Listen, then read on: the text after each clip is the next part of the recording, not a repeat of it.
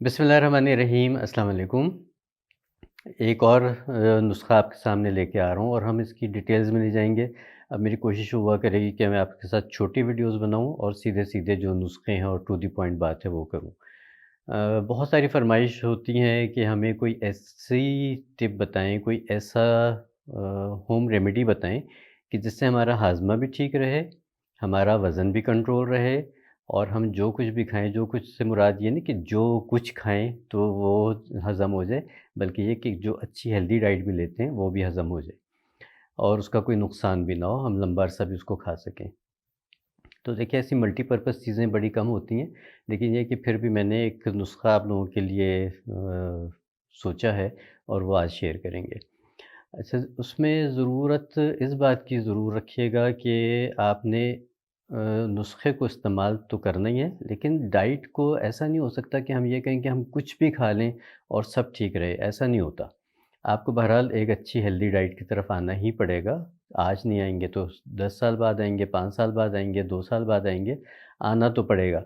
तो बेहतर है कि जितनी जल्दी आप हेल्दी डाइट की तरफ आ जाएँ, वो अच्छा है। हेल्दी डाइट, फैंसी डाइट की मैं नहीं बात कर रहा, मैं उन डाइट प्लान्स के बिल्कुल ख़िलाफ़ हूँ जो बहुत महँगे-महँगे होते हैं, बल्कि बहुत सी कंपनीज़ ऐसी हैं जो डाइट मील्स सप्लाई करती हैं, इतने एक्सपेंसिव वो होते हैं कि उससे बहुत बेहतर है कि आप एक शेफ़ रख लें और उसको अपनी रेसिपीज़ दे दीजिए कि हमें ये कंट्रोल्ड कैलोरीज़ की रेसिपीज़ दें।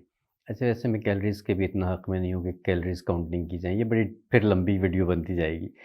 तो ऐसा है नुस्ख़ा कि आपने हेल्दी डाइट लेनी है, आपने जंक फूड से बचना है, आपने फ़िज़ी ड्रिंक से बचना है, आपने आर्टिफ़िशियल जितने भी जूसेज़ हैं उनसे बचना है और उसके बाद फिर आप ये वाला जो नुस्ख़ा है बहुत ही सादा है, बहुत ही सिंपल इंग्रीडिएंट्स के साथ है, लेकिन इसका जो इफ़ेक्ट है वो बहुत शानदार है। मेरी एक पेशेंट हैं, उन्होंने मुझे कहा कि डॉक्टर साहब मैंने नेट से देख के ये भी डाल लिया, ये भी डाल लिया, ये भी डाल लिया। उन्होंने अपना एक नुस्ख़ा बना लिया। और 1 महीना उन्होंने लगातार इस्तेमाल किया। 1 महीने के बाद जो उनसे थे उनके बुरे हाल हो गए। उन्होंने कहा डॉक्टर साहब ये तो इसमें ये भी अच्छी चीज़ थी, ये भी अच्छी चीज़ थी। फिर मैंने उनको समझाया कि देखिए नुस्ख़ा बनाना एक बिल्कुल अलग चीज़ है। 10 अच्छी चीज़ें मिलके ज़रूरी नहीं है कि उसका एंड रिज़ल्ट अच्छा मिले। हो सकता है कि 3-4 अच्छी चीज़ें मिलके उसका रिज़ल्ट बहुत अच्छा मिले। एक कहावत है कि so many chefs रूइन the soup, यानी बहुत सारे जो मशवरे हो जाते हैं वो आपकी अच्छी चीज़ को भी ख़राब कर देते हैं।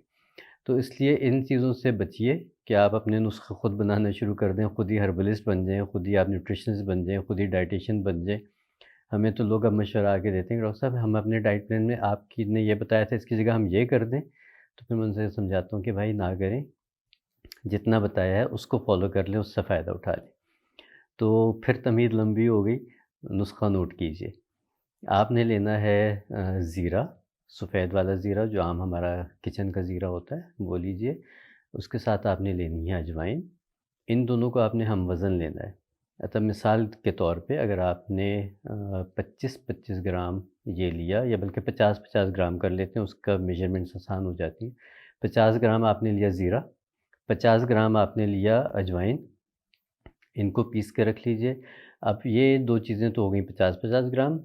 पुदीना हमने लेना है, सूखा पुदीना आपने लेना है 25 ग्राम, ठीक है? 25 ग्राम हो गया सूखा पुदीना।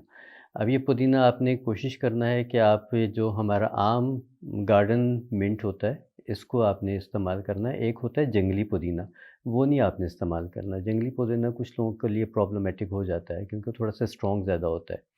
तो इसलिए आप जब पंसार स्टोर पे जाएँ, तो वो अमूमन उनके पास जंगली पुदीना होता है क्योंकि वो अद्वियात में डलता है।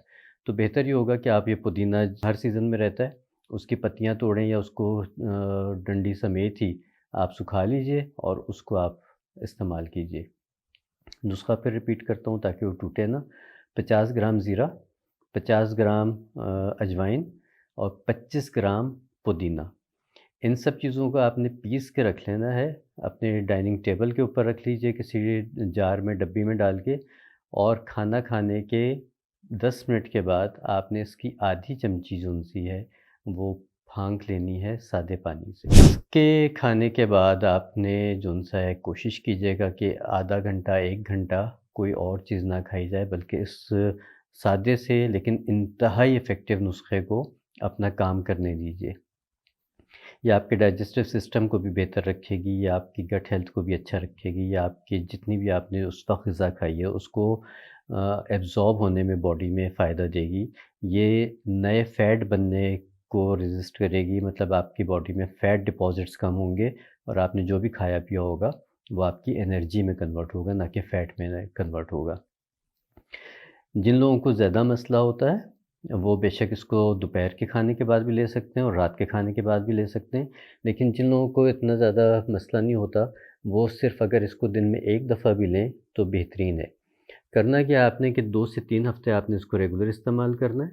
उसके बाद फिर आपने हफ़्ता 10 दिन, 2 हफ़्ते का फिर गैप देना है और फिर ज़रूरत पड़े तो आपने इसको दोबारा इस्तेमाल करना है।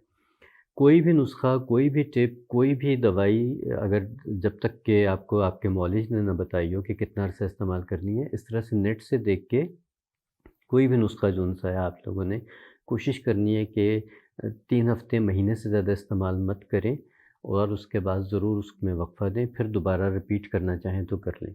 दूसरी बात या आखिरी बात कि हर चीज़ हर एक के लिए सूटेबल नहीं होती है। हो सकता है कि नुस्ख़ा 80% लोगों के लिए फ़ायदेमंद हो, 20% लोगों को ये सूट ना करे। इसलिए छोटी मिक़दार में बना के रखिए। 5-6 दिन खाएँ, अगर आपको लगे कि आपको फ़ायदा हो रहा है और इसका आपको कोई नुकसान नहीं हो रहा, तो इसको जारी रख लीजिए। जहाँ आपको लगे कि कोई भी नुस्ख़ा आपको नुकसान दे रहा है, तो हमसे या किसी से भी पूछे बगैर उसको रोक दीजिए, उसका इस्तेमाल मत कीजिए। ठीक है? तो डाइट को अच्छा रखिए, इस वाले नुस्खे से भरपूर फ़ायदा उठाइए। आपको सुनने में बहुत सादा लग रहा है, लेकिन यकीन मानिए कि इसके रिज़ल्ट्स बहुत ही ज़बरदस्त हैं। तब बेहतरीन ये आपका एक हाज़मे के लिए और आपके फ़ैट बर्नर के तौर पे ये काम करेगा। ज़रूर इस्तेमाल कीजिएगा और अपने साथियों के साथ भी शेयर कर दिया कीजिए। वीडियो को लाइक भी कर दिया कीजिए। अगली वीडियो तक के लिए इजाज़त दीजिए। अल्लाह निगहबान।